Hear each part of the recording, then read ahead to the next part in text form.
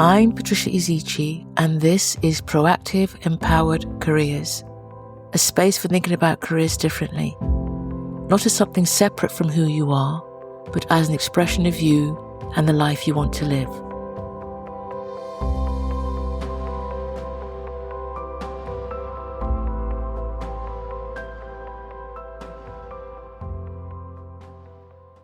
Hello everyone and welcome back. So in the last episode, we talked about that space where you realize something. You know something isn't quite right anymore, but nothing outward has actually changed yet. You're still going to work, still doing life, still being who you've always been. And one of the things that often happens in that space is adaptation. And I don't mean in a really dramatic way. I mean the very ordinary ways that we all adjust ourselves to keep things working, to keep things moving. I notice this a lot when I talk to people. They'll say things like, I know this isn't right for me anymore, but it's fine. Or, it's not terrible, I can manage it. Or, it's just work, isn't it? Everyone feels like this. And underneath those sentences is usually adaptation. Small adjustments that we make, sometimes very subtle, not always obvious. Maybe it's being quieter than you naturally are, or walking into a room and already knowing which version of you is going to show up there. Maybe it's over-preparing so you don't get caught out, or it's not raising something that you know you could bring up. Maybe it's managing other people's reactions, and sometimes even managing your own emotions, softening how you feel or holding things in so that everything around you keeps running smoothly. Maybe it's telling yourself not to care quite as much, putting energy somewhere else so that part matters less. None of this is unusual. It's human. We will adapt. And there are whole fields of research that look at this, how we adjust ourselves depending on where we are, who we're with, and what's expected of us. Not because we're being inauthentic, but because we're responding to the environments that we're in. Sometimes it's even called emotional labor, but most of the time it just feels like effort. And actually, adaptation is one of the reasons we can function in complex environments. If you think about this, workplaces are very complex. Families are very complex. Relationships are complex. Society is complex. If we didn't adapt, we probably couldn't move through these spaces at all. So adaptation isn't the problem. It's often the intelligent thing to do. It's protective and necessary. But here's the thing. There's a point where it becomes less visible, where you're not consciously choosing how you show up anymore. You're just used to doing it that way and being that way. And that's the part that's harder to see. Not that you've adapted, but how much you've adjusted yourself without even realizing it. And over time, that can start to feel confusing, because you're not quite sure anymore what's you and what's just what you've learned to do. The adaptation has become so normal, we stop noticing. We just call it personality, or that's just how I am, when actually it's often how you've learned to be. Or we call it professionalism, or we call it maturity. Or this is just how it is.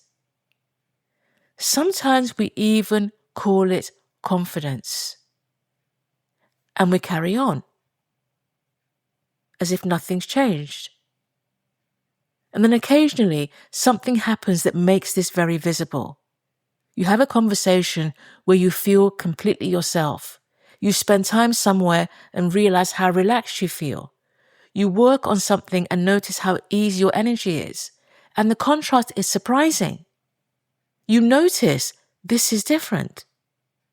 Not because something extraordinary happened, but because you weren't having to adapt in the same way. You were being more of who you really are. I've noticed this in my own life, and probably so have you. Feeling relief when something was cancelled. Feeling lighter with certain people. Feeling effort in some places that used to feel fine. And that's really what adaptation awareness is. It's information. Because as we've seen, sometimes adaptations are part of life. It's required. And sometimes it's contextual. You adapt because you're new. You adapt because you're aware of power dynamics. You adapt because you need stability. You adapt because the environment isn't safe. Those are all real reasons. They're all valid reasons, and there's no moral judgment in that. But sometimes adaptation is habitual. You keep doing it long after the original reason has gone. You keep playing a version of yourself that used to make sense but doesn't anymore. You keep compensating in ways that are now just tiring. Even though the version of you that needed that adaptation might no longer need that anymore. It's not who you are anymore. You keep doing it.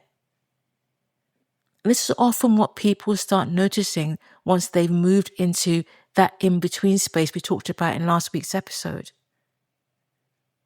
You start to notice the effort you're putting into just doing the things you have to do. You start noticing that you're performing. You notice that adjustment.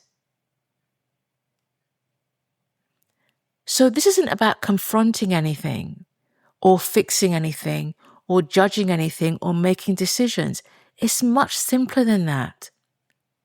It's in you beginning to notice, where do I adjust?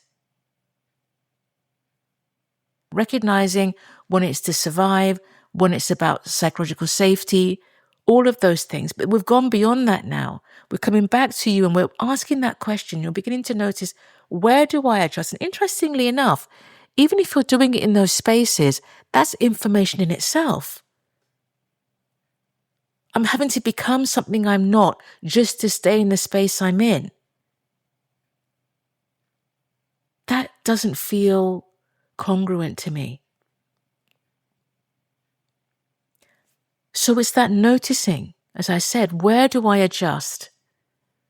Where do I feel natural or most like myself? Where do I feel I'm having to put in real effort, above the top effort, extraordinary effort, sometimes even just to stay still? Where do I feel relief? Where do I feel like I can just be?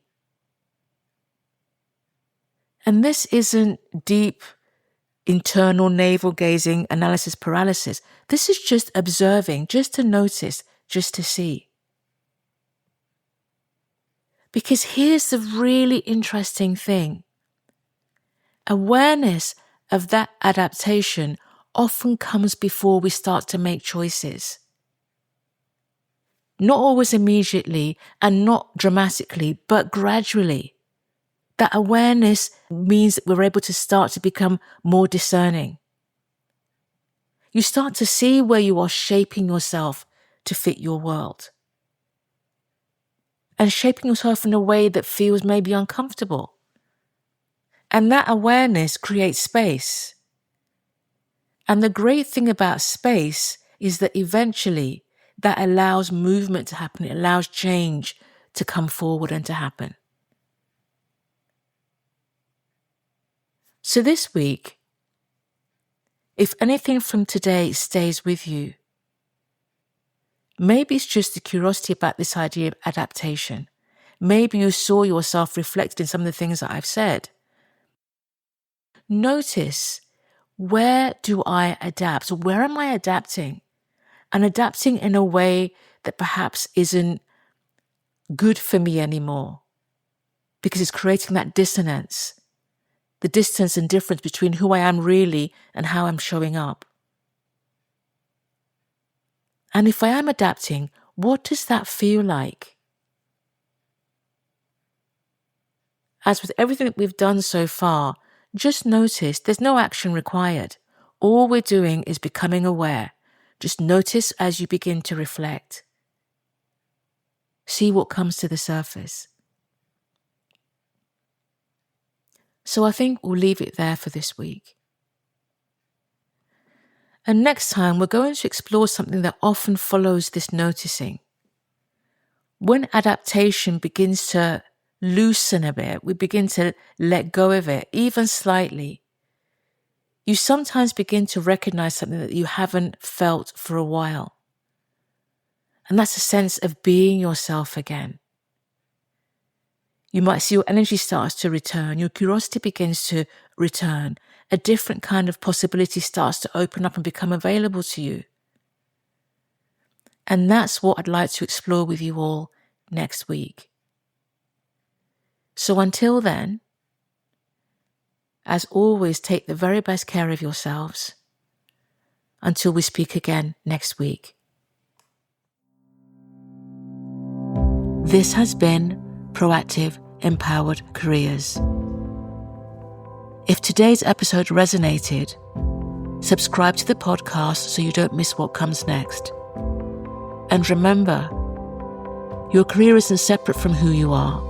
It's an expression of you and the life you want to live.